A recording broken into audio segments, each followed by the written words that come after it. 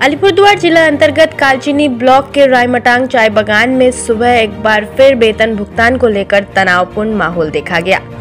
2 Fortnite का वेतन लंबित रहने से नाराज श्रमिक बड़ी संख्या में फैक्ट्री परिसर के सामने एकत्रित हो गए। सूत्रों के अनुसार श्रमिकों ने मुख्य प्रबंधक को घेरकर तत्काल वेतन जारी करने की मांग की। उनका कहना था कि लगातार देरी के कारण घर चलाना मुश्किल हो गया है और बच्चों की पढ़ाई सहित रोजमर्रा की जरूरतें प्रभावित हो रही है।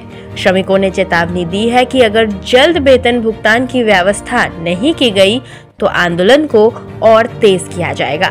इधर चाय बागान संगठन के ओमदास लोहरा ने कहा कि इस तरह चाय श्रमिकों का दैनिक मजदूरी समय पर भुगतान नहीं होने से चाय श्रमिकों को काफी समस्या से जूझना पड़ता है। उन्होंने तत्काल चाय श्रमिकों के बकाया दैनिक मजदूरी का भुगतान करने की मांग किया है। इधर बागान के मालिक ऋतिक भट्टाचार्य ने बताया कि 7 तारीख को चाय श्रमिकों का भुगतान कर दिया जाएगा। 7 तारिक को पेमेन्ट, यो 22 तारिक को पेमेन्ट अहिलेसम्म पाएको छैन। हाम्रो नानीहरूलाई ट्युसन दिनु सकेको छैन, पैसा दिनु सकेको छैन, ट्युसनको फिस दिनु सकेको छैन। हाम्रो घरमा चामल दाल छैन, हामी त्यही पैसाको लागि आएको यो। आज म्यानेजरले भन्दैछ कि अहिले मालिकले अहिले कुरा गर्छ भनेर हामी 5:30 बजी आएर बसेको अफिसमा।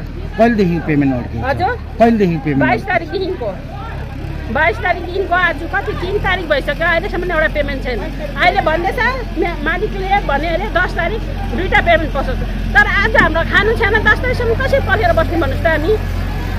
हाम्रो यस्तो हालत भएको छ नि, रायमटाङ बगान यस्तो हालत भएको छ हाम्रो।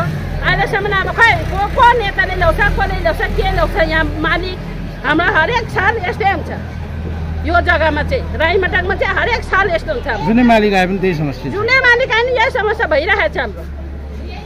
जति बेला हामीले हिन्दू महिनामा अस्ति यो मालिक पस्ने बेलामा हिन्दू महिनामा हामीले कलम काट्यो, तिम्रो छिल गर्यो, त्यति बेला हाम्रो तलब 7 तारिक पस्ने तलब 3 तारिक 4 तारिक पस्ने थियो।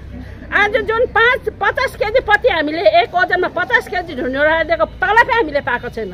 यो चाहिँ के कारणले नपाएको, के गल्ती हो र कसैबाट? त्यही भएर मालिकले तलब नदिएको। न पत्तीको तलब त दिनुपर्ने नि हामीले। यस्तो प्रकारले पेमेन्ट अड्किरहन्छ। तपाईँहरूको जीवनशैली कसरी चल्दैछ चाहिँ बगान? अब कसरी चल्दैछ हामीले चाहिँ हाम्रो जीवन त हाम्रो 50 वर्ष पार भइसक्यो। हाम्रो नानीहरू चाहिँ सुन्नुहोस्, हाम्रो नानीहरू चाहिँ पढाउनु पर्छ हामीले। त्यहाँमा ट्युसन फिस दिएन भने हाम्रो नानीहरूको पढाइ खराब। हाम्रो नानीहरूको पढाइ खराब भएपछि हाम्रो नानीहरूले नोकरी पाउने होइन। अब अहिले 12-10मा राम्रो एक्जाम चाहिँ यो चाहिँसम्म छ, त्यो पाउने होइन। त्यो नपाएको कारणले हाम्रो यसरी बगानमा आउनुपर्छ। बगानमा काम सारेपछि हाम्रो हालत कस्तो भइरहेको छ, त्यस्तै हाम्रो नानीको हालत हुन्छ। हामीलाई चाहिँ राम्रो मालिक चाहिँ अब ममता दिदीलाई भन्नुहुन्छ कि कसलाई भन्नुहुन्छ, तपाईँहरूले के गरेर सुन्छ। हामीलाई चाहिँ राम्रो मालिक चाहिँ यहाँ चाहिँ छ। सपना लामा।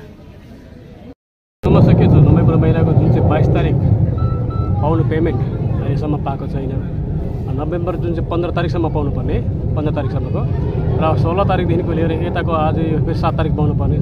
तर 2टै पेमेन्टको अहिलेसम्म कुनै स्योर छैन अहिलेसम्म। त्यसैले गर्दा लेबरहरू असन्तुष्ट भएर चाहिँ आज अब डेट 22 तारिक पाउनुपर्ने, 24 तारिक दिन्छु भने 24 तारिक पनि भएन। त्यसको बादमा 26 तारिक भन्यो त्यो पनि भएन। त्यसको बादमा 1 तारिक भन्यो त्यो पनि भएन। आज 2-3 तारिक पुगिसक्यो, अहिलेसम्म पनि कुनै पेमेन्टको स्योर छैन। त्यसले गर्दाखेरि अब समस्या त हामी गरिबीलाई हुँदो रहेछ, जसले चाहिँ अब 250 रुपियाँ हाजिरी, जुन चाहिँ एकदमै यो हाजिरी के भन्नु, यो हाजिरी पनि भन्नु लाज लाग्छ। तर यस्तो अवस्था जुन चाहिँ गरिबहरूको, जुन चाहिँ जनताहरूको गरिब अवस्थामा पनि यति बेला सबै कुरो पर्छ।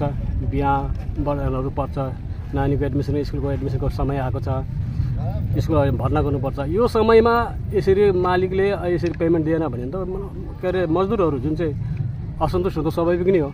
यसमा हामी अब युनिट लिडरहरूले हामीले के भन्नु सक्छौँ र यसमा अब माथि सेन्ट्रल लिडरहरूले के गर्छ, कुरा कस्तो गर्छ, के म्यानेजमेन्टले चाहिँ के भन्छ त? म्यानेजमेन्टको अहिलेसम्म कुनै उत्तर छैन। अहिलेसम्म देखेको भन्ने छ। 10 चोटि यो विषय लिएर हामी मिटिङहरू बसेको, बैठकहरू बसेको हामी सुन्न पाउँछौँ। केही निष्कर्ष निस्केन त? अब निष्कर्ष अहिलेसम्म निक्लेको छैन, केही निष्कर्ष ननिक्ले। अब हाम्रो यहाँनिर धेरै अब कुरो छ, लाइब्रेरी पाउनु छ, त्यो लाइब्रेरी पनि पाएको छैन। अब धेरै कुरो छ। अब म्यानेजमेन्टलाई पनि के दोष दिने हामी?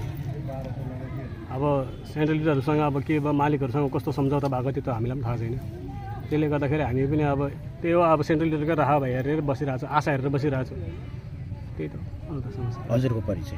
मेरो नाम अमिर जिम्बा। धन्यवाद।